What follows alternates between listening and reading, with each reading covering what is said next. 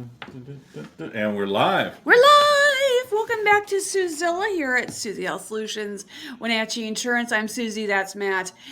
It's September still. Yes, it is Although it's September. starting to feel a little bit October-y out there. Fall has fallen. I've seen pictures of snows on Sherman Pass Yep. and Mission Ridge. Yep. So it's going to be I don't know what the Farmer's Almanac says is going to be, but it could be a snowy year. I'm okay with that.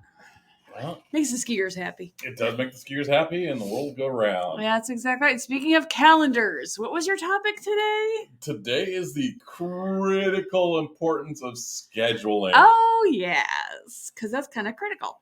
Well, yeah, it's one of those things that I think that is missed as a critical component to any business. Really? Yeah. How can it be missed? I mean, well, okay, that's not true. It can be missed if, okay, what we do, since we're on a appointment heavy business, scheduling's like super critical. Yeah, except we still take walk-ins. And the reason why we're able to take walk-ins is because we have ourselves scheduled. Is because we schedule as hard as we are. We're about 125% of volume considered over last year. Yeah, we're busier this year than we were last year. And last year was a critical year. And last year was busier than the year before. It just keeps growing.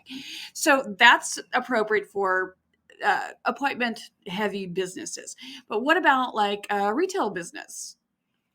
Well, retail business, your scheduling is your hours open. Well, yeah. And scheduling your staff. Okay. Making sure that your staff is accommodating your workflow. Okay.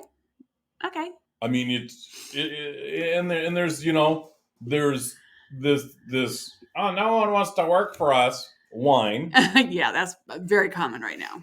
And we kind of blew that out of the water 2 weekends ago. Mm-hmm. Mm-hmm. We went to an event, and one of the things is, we are constantly on the hunt for someone to do well in this industry, because we run into critical points. This is one of those critical points, so we do our best to ramp up because it changes people's lives. Right. And we had, we did an event over a course of a weekend, and we had 4 different producers come up and talk to us. Licensed insurance people. These are licensed. These are already, in someone's agency. Out there doing the job. And they're shopping for their next employer. Uh-huh. And there's a lot of reasons for that, but one thing that we offer is a little more flexibility, as long as the job gets done. Yeah, as long as the customers are taken care of and outreach is being done. Mm-hmm. Yeah, you could go over and take care of other business. Mm-hmm. But you really do have to be committed to get the job done. Yeah, we're coming into a season where we're going to be, not just Matt, not just me, but Matt and I at least, are going to be in here 7 days a week. Yeah. 8 a.m. until we're done. Yeah. At least 8 a.m. I'm thinking I'm going to be putting in 10, 12-hour days for the better part of 3 months. Mm-hmm. And it's like, because that is the busy season, and I need to be available to people, and that's part of the scheduling process. It is part of the scheduling process, because in that time frame, we write as many policies in that time frame as we do the rest of the year. Right. It's like being a CPA at tax time. That is just the hot spot. It's the annual enrollment period. Yeah, or you're picking apples during the fall harvest. Or you're selling Xboxes right after Thanksgiving. Yeah. It's the same kind of idea. You make hay while the sun shines, as it were. Yeah. And we consistently grow our business, so it's like, we're going to be there, because we want us to be available for the customers. Right. We're not going to shy. We know that this year is going to be busier than any year in the past. We just know this. Mm-hmm. Last year we ramped into days a week, then 7 days a week, and we opened it up. We didn't ramp that hard. We moved quickly, but this year we are actually starting out fully ready to go. Yeah, well, we're already scheduled 7 days. Yeah, we looked at it, and we've got, in the last 3 years, we've pretty much doubled our book. Mm-hmm. We've got a couple big pushes that are coming on. Mm-hmm. Apple Health is the verifications. October starts, it's 3 times the normal amount. Right. Because a lot of people in October of 2021, a lot of people... 2020. Oh my God, it's been long. Okay, October 2020 is when that's when the lockdown started happening. And a lot of people lost their jobs or needed to go onto Apple Health for health insurance. So that's their renewal date. And that's when this year, here 2023, they're not doing automatic renewals anymore because the COVID crisis is over. And so, et cetera, et cetera, et cetera. Yeah. We're also looking at the annual enrollment for Medicare, October 15th to December 7th. If you want to make a change to your drug plan or your Medicare Advantage plan, this is when you do it. Then there's changes in the Medicare world. Good changes, I'm happy to say. Well, yeah, and the Medicare folks have, to be fair, have ramped up as the boomers retire. Oh my gosh, yes. So that's going to continue until 2030. So so I got about 5 more years of go. Yeah, and then of course we have November 1st to December 15th, and then the Washington State extension to January 15th for annual enrollment for individual health care through the Affordable Care Act, and that's also a super busy time. You've got the opportunity to get into a plan, change plans.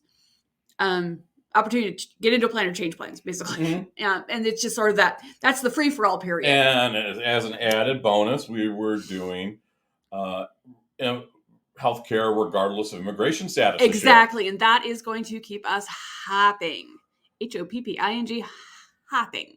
So yeah, we are in this perfect storm. I called it this, Super Bowl season 11 years ago when we did our first one. Yeah. And it hasn't changed. No. And scheduling is just absolutely freaking critical. Absolutely. If you want to get in to see us, or if you want a phone appointment, get on our schedule now.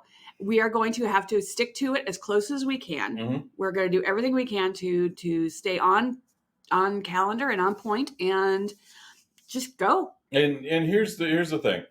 We've all experienced the walk into the doctor's office and spend more time in the waiting room than we actually see with our doctor. Right. We hate that. Yes. Because we know your time is... We absolutely hate that because we feel our customers' time is important. Your time is valuable. Our time is valuable. Let's make our values work. And so, yeah, if you run a medical clinic and you're stacking your doctors, your patients that deep, I hope to God that the direct medical people just take you to the cleaners. Oh.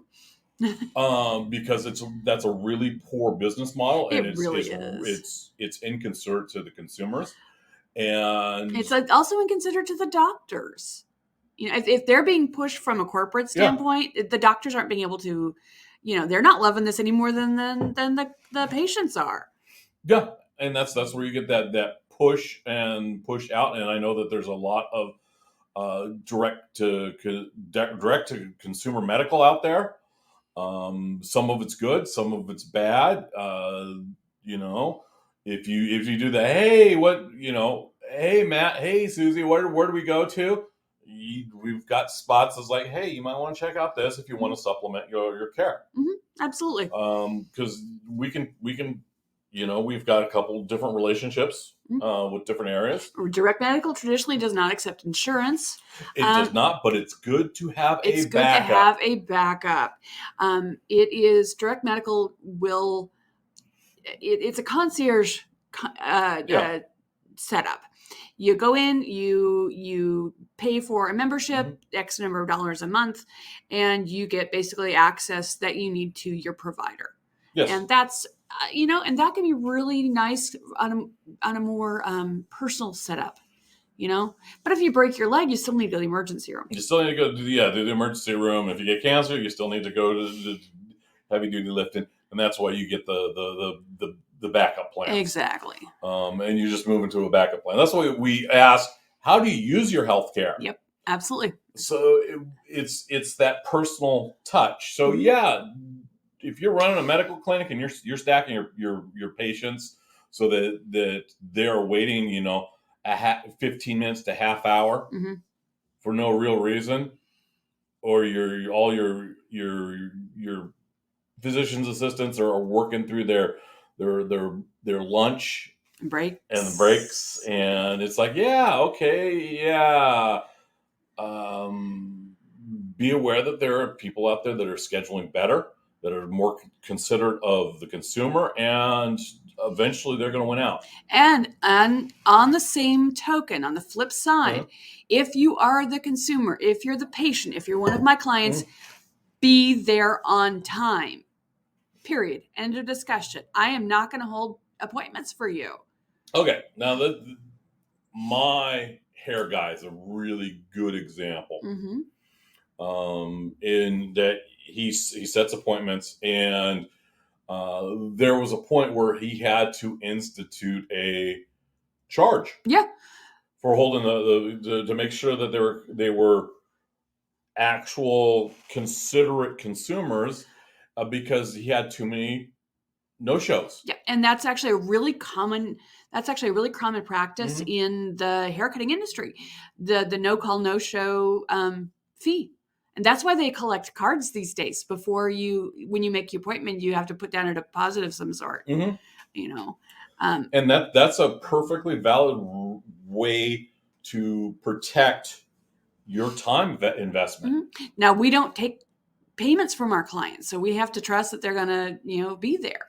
Yeah, and there's a point where we have we've told people, no, you've lost the ability to set an appointment. You've lost your appointment privileges. If you want to come see us, you got to walk in and wait. Yep. And hope we can squeeze you in. Yeah, and that's serious, because we don't like to do that. Because we send out reminders. That's why we ask for your cell numbers and your email, so that you get reminders.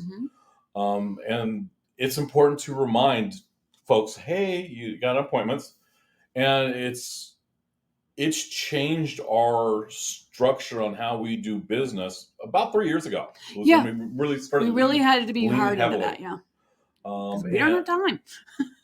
Yeah, we. And it's really, we noticed a couple of years ago, it feels like we're on this freight train.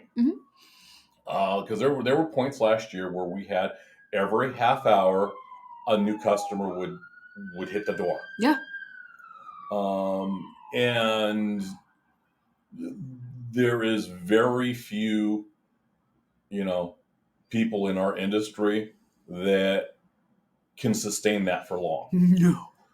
Let alone achieve it at all. Yeah. It's exhausting to do that, but I've got it, I've got a good rhythm down. I've got a good process. I've got, my team, I've got Matt and I've got Shayla to at least greet people at the door at the very worst case scenario. Matt's gonna, step up and fill a couple of gaps if necessary. I'm gonna try to do everything I can to not have that happen. That's what we did last year, but we need we're working on diligently to secure space in our office to do that. Yep. Because we know this year is going to be bigger than ever. Right. And we're gearing up for that bigger than ever in doing that. So that's part of the scheduling. It's like, okay, we need to we schedule. We literally schedule in our office outbound calls. Yeah, we do. If you wonder what we're doing, usually around 2:00, we're usually doing outbound calls. Yep. If you call in, if you call me in the morning, odds are really good I'm not going to answer the phone because I'm working with another client. So leave a message. Always leave a message. Between about 2:00 and 3:00, I will respond to you. And get back to you about your questions. And, it's probably just going to be a matter of, hey, let's make an appointment. Sometimes I can solve the problem or just answer a quick question. If I got 10 or 15 phone calls, it's going to take me a while to get back to them all, but I'm going to get to them. I always do. I'm my absolute, my best to get back to everybody within 24 hours, usually the same day. And that is and because I schedule myself time to do that, it works. And people are starting to understand that. One thing I was running into before I started scheduling that hour out is I would feel panicked when the phone rang. That I have to answer it. It's got, oh my gosh, if I don't answer the phone, I'm going to lose somebody. But I would have people waiting for me, or I'd get backed up, and I was like, I can't answer the phone. And it's like, well, why aren't you answering this? I was like, because I'm busy too. But by having that automatic, it's like, you know what? We're just going to go to voicemail. We're not going to feel bad about it. We're going to get back to it because we've got time scheduled out. It took a tremendous weight off of my shoulders. We're using our tools. One of the things we did last year was we removed the phones, the physical phones. Yeah, we don't have physical phones anymore. And that's so you don't get that crazy ringing. Yeah. And things go to voicemail when we're occupied, and always leave a message. And, always. And here's the thing: we do our best to get, if you call before 4, we try to get all those calls out that day. If you call between 4 and 5, you'll probably get back from us tomorrow. Yeah. And some people expect that because we get the calls at 4:45 after 5 o'clock. It's like, okay, you're calling because you expect us to get back to you tomorrow. That's okay. Yeah, and sometimes it's like that's the one where we do the, hey, you know what? If you set an appointment, you get back that much faster, and that's what we on weekends. It's especially true. And it's really simple. If you also call and say, hey, I just want to make an appointment. If I am running busy, I will send you a text that says, hey, here's my appointment link. Tap that. There's also an opportunity when you call us to press 2 and set an appointment. So yeah, you can do that too. Yeah, we are, the property guys have now not gotten on how important those calendars are. They really have. They're still not quite grasping that, are they? No, because it's one of those things is we do a lot of automation and a lot of peers in the industry, and they don't grasp on how critical that appointment is. I mean, the first year or so, I was using like big old blotter calendars, scrawled out on a desk, and having someone book all those appointments, and it was just madness. Yeah, it was. And the further we progress, it's like, okay, we got to improve this system, and each year we've successfully improved what we do, our outreach, our reminders. We're pushing 150 appointments already. I know, it's amazing. And we haven't sent the heavy barrage yet. They started though. Yeah, they started 2 days ago. Okay. The initial trickles, and we're getting responses on those. But we're also getting appointments set because of it, which is cool. Yeah, it's because it's that important to and it's one of the things we love about our this business is, hey, we love having our clients come in and do to check on seeing how they're doing things. Yeah. And it's really, it shows that they're plugged into the process. They're not on this set it and forget it mode. Yeah, I had to set it and forget it the other day, and they're really regretting it today. They've been on the same plan for literally 4 years, and things changed. And now they're going, oh, what happened? It's like, well, things changed. It's not quite the same plan as it used to be. You can't just set it and forget it and expect everything to be exactly what you wanted when you bought it 4 years ago. And this was an individual plan, but and then so that's why I tell people, come look at your annual notifications of change. The insurance companies are required to send out a letter every year telling you about what you've got and what it's going to do. It's always it's like reading stereo instructions. It's never 100% clear. If you want to take a closer look and see what else is out there, that's your annual enrollment period. If you see it, you understand it, you like it, cool. You can let it roll. 9 times out of 10 for Medicare, that's probably what's going to happen. There's some changes coming this year, especially with Medicare drug plans, that it's worth looking at big time. Now, there's something, because I got into a Reddit discussion. Oh. Was it Reddit? It might have been Facebook. It was I don't know. Either way, it was one of the online groups. Social media. And I stressed, if I'm not an expert in something, then I want my expert to explain it to me. There you go. And the person that was engaging with me, well, how do you know a person's an expert? Well, not an expert. It was how do you know you're not being? How do you know you're getting all the information? Oh, that's a fair question. And I actively listen. I ask questions, and I if I don't hear responses or I'm still confused by them, then I ask more questions or I ask another person. Oh, there you go. And I don't know if the person was being purposefully obtuse or what, but it's very important, when you talk with professionals that you're not in that field, to actively engage and listen. And yeah, it takes a little bit more time, and that's why we schedule time. That's right. And the beauty of our industry is after this big rush is done, and we don't go off to Disneyland. No. We're still around for questions. Yeah. We'll take a couple of weeks off in the summer, but we might take a break in February, but not excessive. And we're always going to be available to answer your questions year round. To help you with your payments, to help you answer, how does this work? Is this on my drug formulary? Why did this happen? Can we do anything about this? Who do I talk to about that?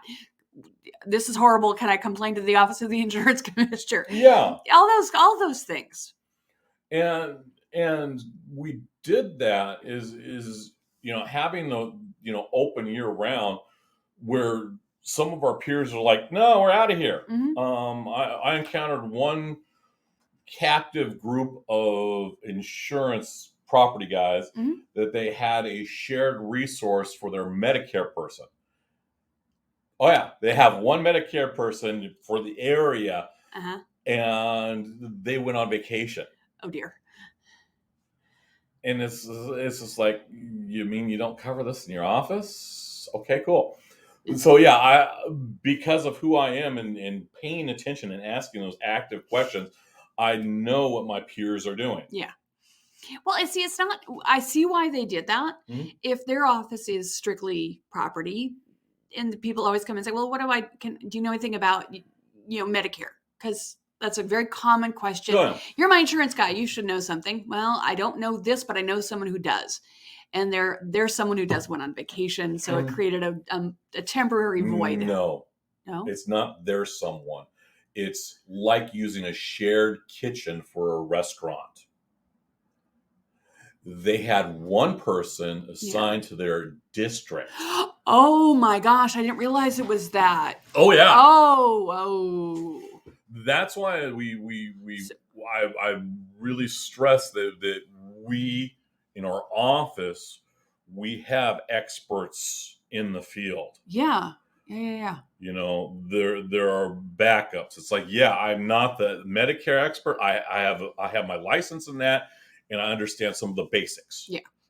And I'm good enough to answer some of the basics and set appointments. Yep. I can also swing over and assist Shayla because, yes, I am licensed and I understand and I'm contracted with all the proper cars and autos. I'm not to the deep depth that they are when it comes to answering all the specifics right off the tip of my tongue. However, I do know it's like, okay, this is the basics. Let's look at it, and I can get back to you. And what you'll do in the I'll get back to you is you touch base with Shayla and ask the questions, or maybe set the appointment with them. So that's one of the key elements is we make sure that everyone who touches the phones is licensed. Yes. And that's not common practice. Nope. We don't, right now, we are not employing a customer service rep, somebody who is strictly there to answer phones and make appointments. We're not using that. We've got Matt, who is in a lot of ways filling that role. Yeah. He's okay. I don't call Matt my linchpin for no reason. He does. I could go on for hours about what he does around here, and he's invaluable. And because he's licensed, he can answer questions and sort of vet them out for Shayla and I, and keep some of the more mundane things from taking up time from a client who needs something more in depth. Yeah, and I really don't know, because our model's different. Yeah. In the fact that we run agent heavy versus the customer service heavy. Mm-hmm. I know a few of the East Coasters would just slap my hands. Absolutely, they'd rather have CSRs in here. Some of the corporate guys would do the same thing. Yeah. However, we believe in the model that everyone working at the office has equity, so that when people go above and beyond, and do that outreach and do that and are rewarded with tremendous growth, that they're rewarded with it. Exactly. They get profit sharing. Exactly. You reach out, you create. If you create the business, you profit from the business. Not you create the business, I profit from the business. Yeah. We all profit from the business. And we are, like Matt said, we are kind of weird that way. We are agent heavy. We're happy with that. We like our model. We're comfortable with this. We also know that we need to continue to grow, which is why we're, actively keeping an eye out for somebody to fill that third office space, and it'd be, you can look at this as an advertisement. If you're a licensed health insurance broker that speaks Spanish, or licensed in health and property, and then come knock on our door and we'll talk. Yeah, we're looking at leaning hard into the Spanish market. Quite frankly, I've set up websites. I've started doing that, and I can see that there's a serious absence. I've seen what some in the industry consider multi-level marketers. Oh yeah, diving into that the Spanish market, and because someone is exploitive. Yeah. In the marketing. So yeah, we want that high quality person to with high quality products and high quality ethics serve a particular niche market. And that outreach is incredibly vital, and I can see we're right at the cusp of that. Absolutely. Absolutely, especially with the changes we're making, Washington State's making with getting people who are undocumented insured for health insurance. It's huge, and we just want to take care of our community. And this is and we schedule for it, and this is why we're doing the outreach early before it's critical. Yep. And this change is going to impact our local hospitals. Oh, very much so. Because people will be able to have increased access to care. So you're going to see some shuffling with that. Because instead of just the Medicaid cut outfits, you're going to see paid plans. Right. So you're going to see this is what's going to happen to Kinwell. Yeah. Because Kinwell said, hey, you know what? We're only going to do LifeWise and Primera plans. Right. We're going to... It's because they're owned by Blue Cross. Because they're owned by Blue Cross, and that allows them to skip through and not utilize the Medicaid plans. Oh, yeah. Which is a large portion of our state. So now they have the potential, if the price is right, to be getting those individual LifeWise plans on a regular basis. And if they're not geared up with bilinguals, it's all bad. They could be overrun. Yeah.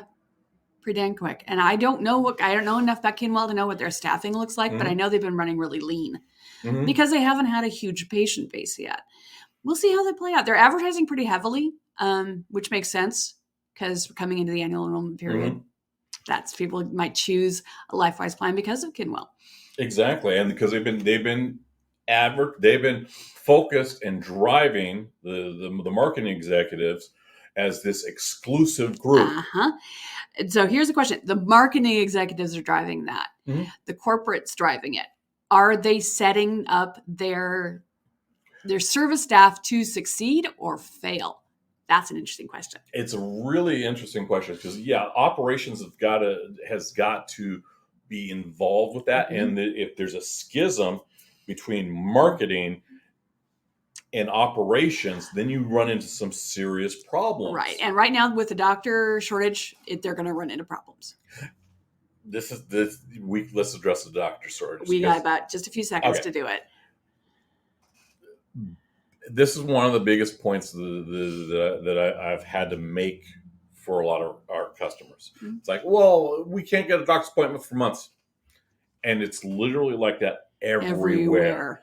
And one of the primary factors of that is the boomer medical professionals are retiring. Yep. And they're taking their skill set and they're vacationing. The use is still there for them. It's like, oh yeah, I need to go see the doctor. So you've got this labor absence because they never trained enough replacements. Yep. So there's what we've got. It's like a skip on a record. And we're in the skip zone. We are in the skip zone because operations did not plan for it. Nope. And so plan, schedule, keep organized, and life will go easier for everybody. Yep. And so the big question is are you doing your planning by advertising in the obituaries, or are you making your plans by advertising at the high school sports? Ooh, that's a good point to land on. Thanks for joining us at Suzie. We will talk to you next week.